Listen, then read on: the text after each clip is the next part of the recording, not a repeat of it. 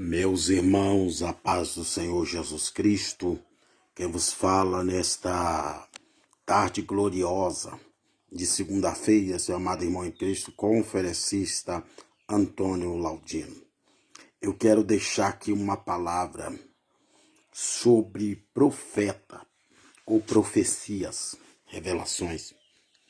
Aqui no livro de Levi, no livro de Deuteronômio 18, aqui fala a promessa de um profeta. O Senhor tinha levantado no meio da terra de Israel um profeta. Mas aqui está a ordem do Senhor para o profeta, dizendo assim, Eis que lhe suscitarei um profeta, Deuteronômio 18. Eis que lhe suscitarei um profeta no meio dos irmãos, como tu. Porei as minhas palavras na sua boca, e lhe fará tudo o que eu lhe ordenar.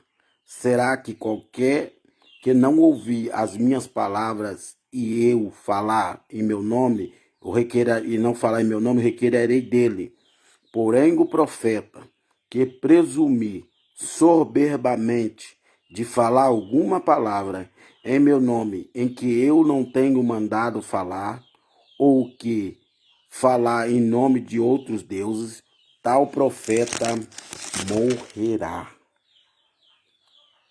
E ainda fala aqui, e se disseres no teu coração, como conhecemos a palavra que o Senhor não falou, quando tal profeta falar em nome do Senhor, e a tal palavra não se cumprir, nem suceder assim, será a palavra que o Senhor não falou, com soberba, e falou o tal profeta, não tenha temor dele, né?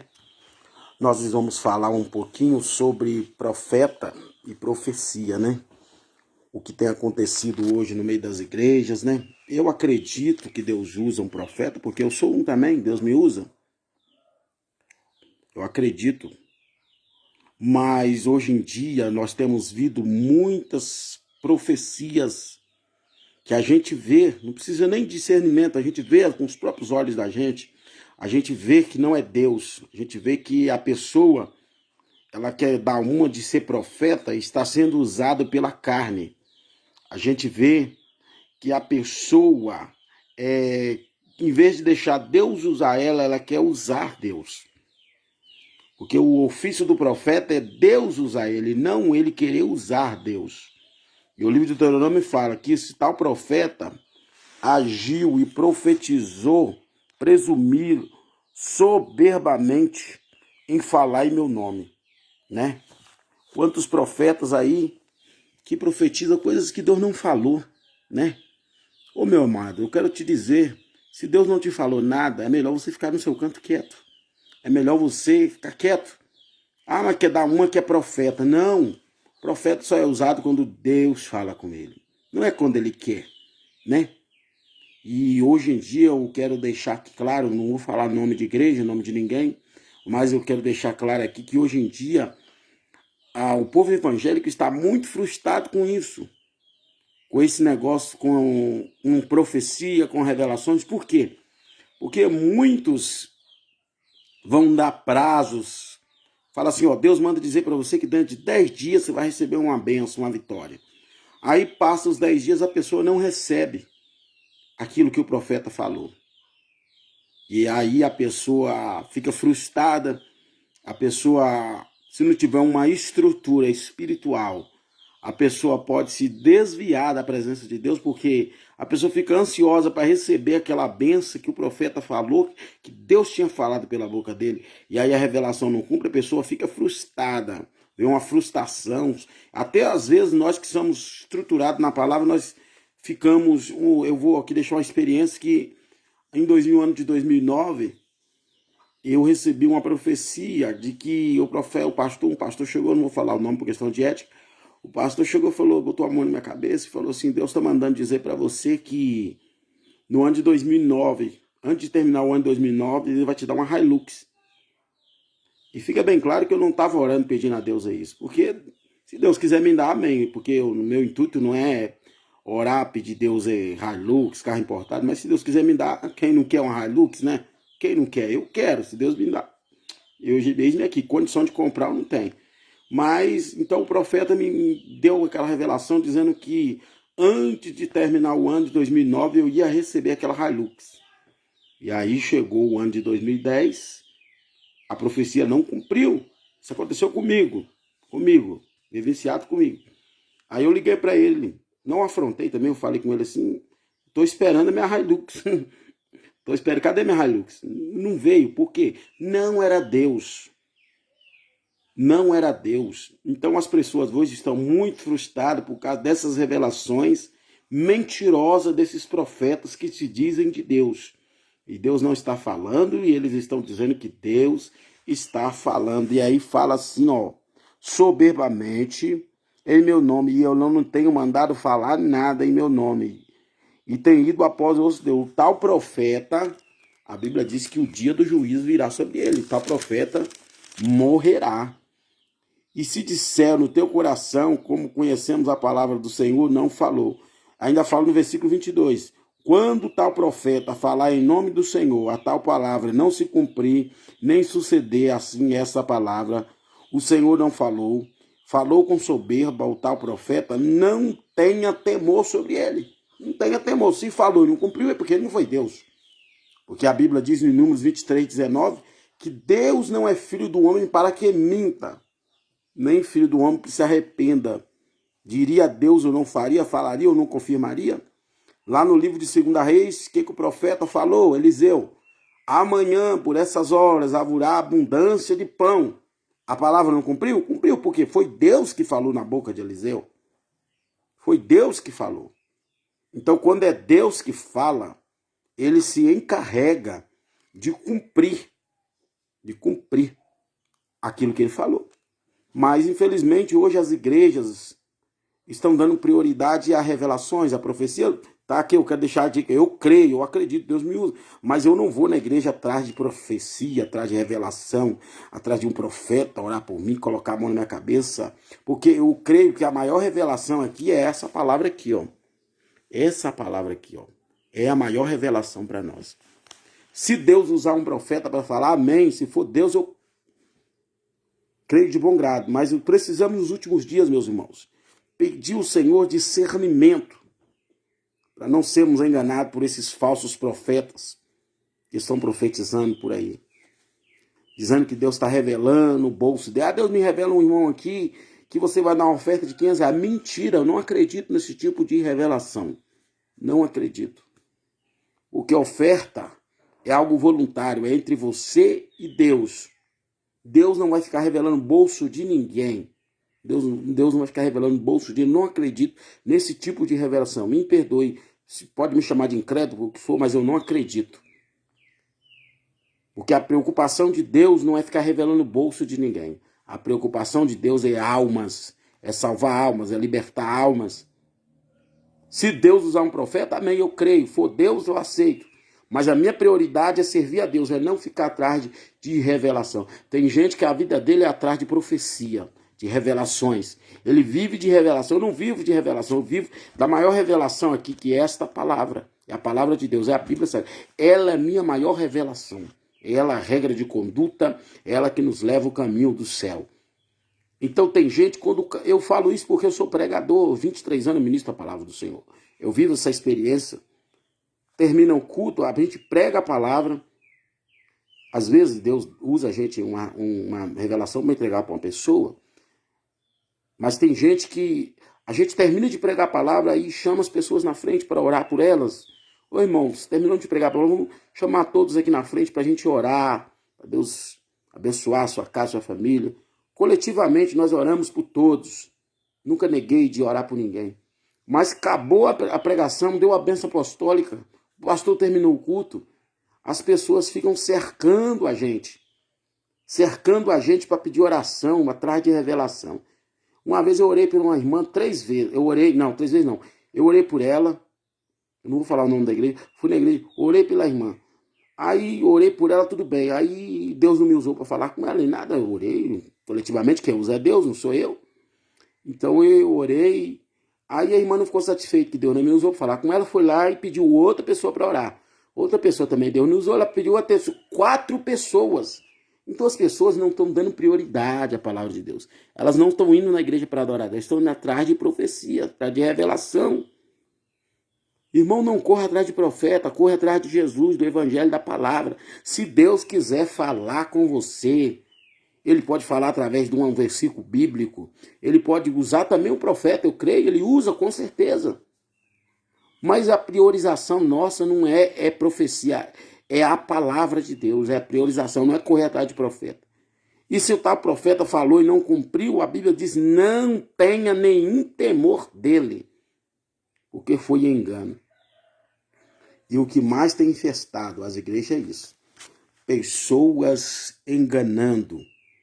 Eu, 23 anos, eu convivo no meio desse meio evangélico, eu tenho visto coisas assustadoras. Coisas assustadoras. Pessoas que se dizem ser de Deus, homens, pastores que se dizem ser de Deus, com espírito maligno da manipulação. Manipula-se a mente das pessoas para dizerem que é Deus. Mas não é Deus. Cuidado, meu irmão. Não seja enganado. Eu tenho orado a cada dia, Deus a cada dia me dá discernimento para me discernir o que é de Deus e o que não é de Deus. Porque o que é de Deus não traz confusão. Mas o que não é de Deus traz, sim, confusão. Coisas terríveis. Coisas terríveis. Todas as vezes que eu vou orar por alguém, eu peço, Senhor, se o Senhor quiser curar essa pessoa, o Senhor cura. Não, o Senhor tem que curar, o Senhor tem que... Não, Deus, o Senhor tem que fazer. Não, Deus não tem que fazer nada. Deus faz na hora que Ele quer, não é na hora que nós queremos. Quem dá regras para Deus, ninguém dá regras para Deus. Deus faz na hora que Ele quer. O poder do nome dele está sobre nós. Jesus diz, em meu nome expulsarão demônios. Nós determinamos no nome do Senhor. Mas se Ele não quiser fazer, Ele não faz, porque Ele é Deus. Mas tem gente que fala assim, se Deus não fizer, eu rasgo a Bíblia e paro de pregar o Evangelho. Se Deus não fizer, eu vou desviar. Então você vai desviar, porque Deus não faz na hora que você quer. É na hora que Ele quer. É no tempo dEle. Então vamos pregar a palavra. Vamos parar com esse negócio de ir na igreja atrás de profecia. Vamos pregar a palavra. Eu estou enojado com esse evangelho do século XXI. Eu estou enojado com essas igrejas que se dizem evangélicas, que se dizem que vai morar no céu. Um monte de gente desconcertado. Gente em prostituição, gente em adultério, homens adulterando com outras mulheres, pastores, pregadores, cantoras, muitas pessoas prostituindo e subindo nos altares de Deus e pregando e cantando, levando a obra do Senhor de qualquer maneira. E aí levando o profeta lá e fala assim, eu sou o Senhor, eu sou contigo. Eu não acredito nesse tipo de profeta, não. Porque o profeta que é de Deus, uma pessoa está em pecado, ele vai ser usado por Deus para exortar a pessoa e ver, coloca a tua vida no altar. E esse profeta eu acredito. Agora a pessoa está toda errada, toda em pecado, desconcertado, está lá na frente com a maior cara deslavada, profanando o altar de Deus. O juízo de Deus vai chegar para a tua vida. Você, não estou aqui para acusar você, não estou aqui para te julgar, é a palavra que fala. Comemos jugo que joga, vós será julgar, medido e vós medirão. A Bíblia diz que teve um rei que ele pegou os utensílios da casa do Senhor, que foi Belsazzar, lá em 5 de Daniel, e profanou, rei pagão, profanou os utensílios da casa do Senhor. Aí a Bíblia vai dizer que lá na estucada do Palácio Real apareceu nomes lá em letras, ninguém discerniu. Aí chamaram Daniel interpretou, que estava escrito Menem, Menem, Tekel, Ufacim, pesado na balança foi a face alto diante de Deus. Menem Pérez, dividido foi o teu reino e foi dado aos medos persas. Deus condenou aquele rei porque ele profanou as coisas santas, as taças de ouro de Jerusalém, as taças de ouro de Jerusalém, e deu banquete para 1000 para beber, para profanar o que era santo. Ei, não profane o que é santo. Microfone de igreja não é sorvete, não é seu instrumentinho de brinquedo, sorvete seu, para você brincar. Jesus está voltando e é tempo de arrependimento, é tempo de conserto, é tempo de espada, é tempo de levarmos a obra de Deus a sério. É tempo de Deus passar a vassoura no meio da igreja para fazer uma limpeza, porque o meio evangélico está podre, corrompido. E aí se o cara tem um dízimo alto, o cara é vocacionado. Mas se o cara não tem um dízimo, às vezes está desempregado, passando uma prova, está passando pelo vale, como eu estou passando pela prova, não estou na prova, estou passando só. como eu que estou passando pela prova, estou desempregado há muitos, mas estou fazendo a obra de Deus, independente de qualquer coisa, eu não sirvo a Deus por emprego, pelo aquilo que ele faz, mas sirvo pelo que ele é. Estou passando pela prova. Aí se o cara é desempregado, o cara é destratado, porque hoje nas igrejas é assim, você vale aquilo que você tem, não aquilo que você é. Se você tem um carro bonito, você vale aquele carro. Se você tem um dízimo alto, você vale o dízimo alto. É aqueles pastores que tratam as pessoas por o dízimo. Se o irmão tem um dízimo alto de 15 mil reais, o irmão é tratado bem. Se o outro, coitado, tem um dízimozinho de 100 reais, o tratamento é diferente. Me diga se eu estou falando mentira ou verdade. Me diga se eu estou falando mentira. Eu estou falando da realidade. Eu falo porque nós temos vivido isso nas igrejas. Temos vivido isso nas igrejas. A cara de pau dos pastores, a cara deslavada dos pastores que estão fazendo o comércio da obra de Deus. Pregadores, cantores que cobram 5, 6 mil reais. Fazem festas e enchem os templos. Lotam os templos. Convida pregadores famosos, cobram 5, 6 mil reais uma noite para pregar. Outros cobram 3 mil, outros cantores cobram 1.000, outros cobram 2 mil. E aí os da casas não tem prioridade. Tem prioridade os famosos, os estrela. E os da casas ficam para trás. São desprezados, são humilhados. Entendeu? Prioriza os de fora, mas os da casa mesmo não tem prioridade para cantar, para pregar. Mas os famosos vêm numa noite e arrancam 3, 4 mil reais. Ah, pregador, você está falando demais. Eu estou falando não, estou falando a verdade. Eu nunca cobrei um centavo para pregar, para fazer a obra de Deus, para pregar o evangelho. A maior oferta que eu já ganhei, Deus é testemunha do que eu estou falando aqui. Se eu estiver mentindo, eu quero que Deus me mate aqui agora, me cega os meus olhos, eu não veja mais. A maior oferta que eu já ganhei até hoje na minha vida, a maior oferta, 400 reais, ó, 400 reais foi a maior oferta. E no dia que eu ganhei essa oferta, fiquei todo feliz. E eu nunca cobrei um centavo para fazer a obra de Deus. Por aonde eu vou pregar a palavra, eu vou com amor. A única coisa que eu exijo é a minha passagem. Claro que eu não estou desempregado, vou pagar a passagem do meu bolso como? Então a única coisa que eu exijo é a minha passagem para mim se locomover. Eu vou com todo amor, todo carinho, prego a palavra de Deus com graça. Mesmo que seja uma igreja pequena ou grande, eu estou lá para trazer a mensagem de Deus. Porque evangelho não é popstar, não é promoção. O evangelho é salvação, é poder de Deus. Paulo diz em Romanos 1,17, eu não me envergonho do evangelho porque para mim é poder. Para esses artistas gospel, para esses pilantras do evangelho, para esses que botam preço no seu ministério, para eles é dinheiro. Mas para mim é poder, é salvação e graça. Eu nunca cobrei. Eu vou lá pregar a palavra do Senhor, chega lá, Deus sabe da minha necessidade financeira, da minha que eu preciso comer, beber e vestir. Ele toca no coração das pessoas e eles vão, ó, Deus mandou abençoar com a oferta aqui missionária. A maioria das roupas que eu tenho é ganhada, entendeu? Ganhada. Sapato, roupa, terno. Então Deus cuida. Então se você faz a obra com sinceridade, não precisa cobrar. Porque quem está cobrando vai falar o que o pastor quer. Mas quem não cobra para pregar a palavra e fala a verdade, fala o que Deus manda. Que evangelho é esse que precisa ser cobrado? Que evangelho é esse que tem que pagar? Tem que pagar 30 mil reais para pregar num congresso. Tem que pagar 20 mil, 10 mil para trazer um pregador, para um pregador ir pregar também. Ah, que isso, um absurdo. Jesus cobrou quanto para curar o cego, para curar o paralítico, para curar o enfermo? Jesus cobrou quanto para curar o aidético? Jesus cobrou quanto para curar o filho da viúva de Naim? Quanto que Jesus cobrou para ressuscitar Lázaro? Nenhum centavo. E esses pilantras, bandidos do evangelho, ficam por aí cobrando preço absurdo, enricando no meio evangélico. Não sou contra a riqueza, não. Deus dá, mas com honestidade, não usurpando e não roubando de ninguém. Então, eu quero deixar aqui as minhas últimas palavras em nome de Jesus, deste vídeo aqui, que você possa analisar se a profecia é de Deus.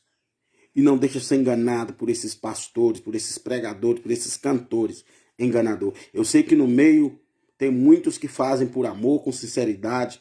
Eu sei que tem muitos que cantam por amor, muitos que pregam por amor. Eu sei que tem ainda aqueles que ainda pregam a verdade, que falam a verdade. Mas tem muitos que querem só usurpar. São artistas, não são adoradores. São artistas. Não estão fazendo a diferença. Deus abençoe Curta esse vídeo aí no Facebook, no YouTube. E não se esqueça de ir lá no nosso YouTube, deixar o seu like. Like aos seus comentários. Deixa lá o seu like e se inscreva no nosso canal aí, Antônio Laudino, e seja abençoado. Curta esse vídeo aí, em nome do Senhor Jesus. Seja abençoado. Deus abençoe, em nome de Jesus. Fica na paz.